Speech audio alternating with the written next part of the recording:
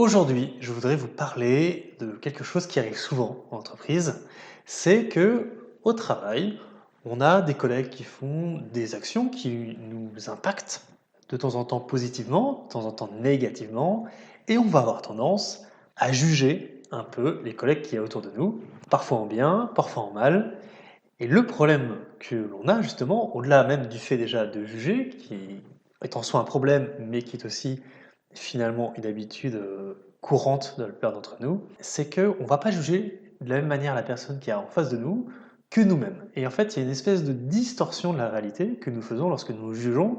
Voilà, on a tel collègue qui passe sa journée au téléphone à crier, il est juste à côté de nous, et on se dit, dans notre esprit, vraiment ce gars-là, il n'est pas du tout respectueux, il ne fait pas attention aux autres, il ne pense qu'à lui, c'est vraiment pas quelqu'un d'appréciable. Voilà, on va porter un jugement à partir de ce qu'on aura vu, de ce qu'il aura fait, et surtout pas souvent quand c'est des actions en plus répétées.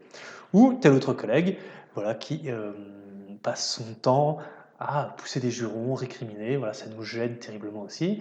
On va se dire, cette personne-là, de la même manière, elle n'a pas de respect pour les autres, elle n'est pas respectueuse, ou elle ne nous veut pas du bien.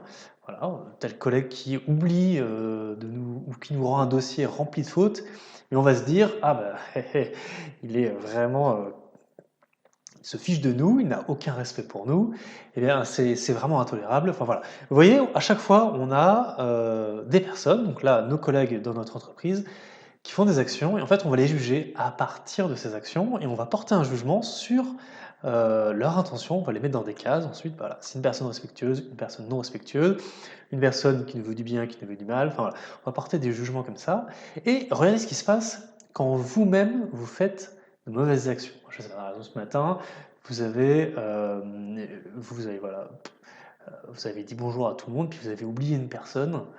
Cette personne ensuite vient vous voir et dit: «Tiens, c'est marrant, ce matin, tu m'as un peu snobé, tu m'as pas dit bonjour et puis, ah, écoute, je suis désolé, j'avais la tête ailleurs».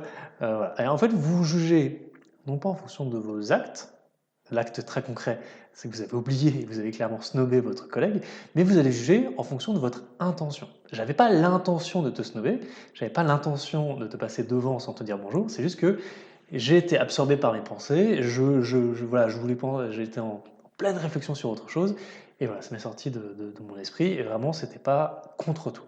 Vous voyez, à chaque fois, on se justifie comme ça en déclarant son intention derrière la mauvaise action qu'on a pu faire. Donc, on se juge à partir de notre intention pour justifier un peu nos mauvaises actions. Et à l'inverse, on va juger les autres, bah, non pas sur leur intention, mais on va les juger directement sur leurs actions. Et c'est ça le vrai problème qu'on a tous, c'est qu'on juge les autres sur leurs actions et on se juge soi-même sur notre intention. Ce qui fait qu'on est quasiment tout le temps blanc comme neige, puisque notre intention est souvent très très bonne, alors que les actions, bah, finalement, sont jamais très très bonnes, ce qui fait que nos collègues, toutes les mauvaises actions qu'ils peuvent faire, on va les juger à partir de ça, et on peut avoir de mauvaises images d'eux. Et à l'inverse, ils peuvent aussi avoir de mauvaises images de nous, parce qu'ils ne nous jugent pas en fonction de notre intention, en fonction de notre action. Vous voyez un petit peu le problème? Donc là, une chose qu'on peut faire déjà au travail, ça va être régulièrement, déjà de dire souvent quelle est l'intention derrière nos actions, pour que les gens comprennent mieux pourquoi on fait ce qu'on fait, et parce que souvent notre intention est très bonne et qu'on voulait le meilleur pour les autres, mais qu'on finit finalement par faire des erreurs. Et il faut aussi faire la chose inverse, c'est-à-dire voir dans les actions des autres, non pas le résultat, mais l'intention qu'il y a derrière. Ok, il a complètement dépassé les horaires, et il m'a mis dans le pétrin, il m'a rendu le mauvais dossier, mais est-ce qu'il l'a fait exprès? Et quelle était l'intention derrière? Ou autre exemple, en réunion, il a pris la parole, il a fait il a sorti le grand jeu pour impressionner le client, mais moi, ça m'a mis en porte-à-faux.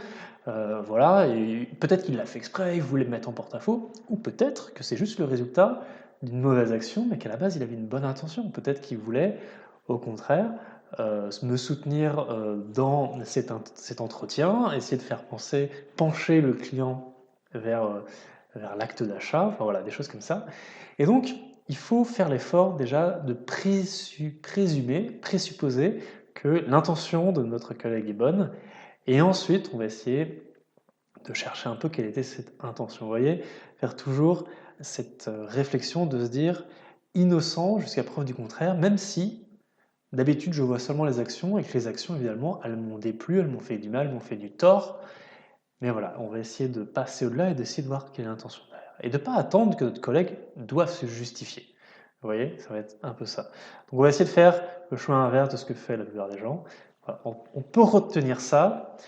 On a tendance à juger les autres sur leurs actions et à se juger soi-même sur notre intention, et les autres font exactement la même chose. Donc ce qu'il faut, c'est essayer de mettre notre intention en avant, et puis d'essayer de deviner l'intention des autres, ou de présumer déjà que l'intention des autres est bonne, parce qu'elle l'est souvent. C'est très très rare, honnêtement, que l'intention de quelqu'un soit pas bonne, que quelqu'un vous veuille vraiment du mal. Soit la personne vous voulait du bien, mais a mal fait, soit on va dire qu'elle nous a un peu oublié, elle pensait à autre chose, elle a peut-être une intention un peu plus égoïste, mais vous vouloir du mal, carrément, c'est quand même extrêmement rare. Donc on va essayer voilà, d'oublier un peu cette idée, sauf cas extrême, c'est évidemment quelque chose de répété qui arrive souvent. Voilà, c'était le petit conseil du jour. Écoutez, voyez si vous arrivez déjà à mettre ça un petit peu en pratique, cette nouvelle façon de penser, et puis moi je vous dis à bientôt dans une nouvelle vidéo.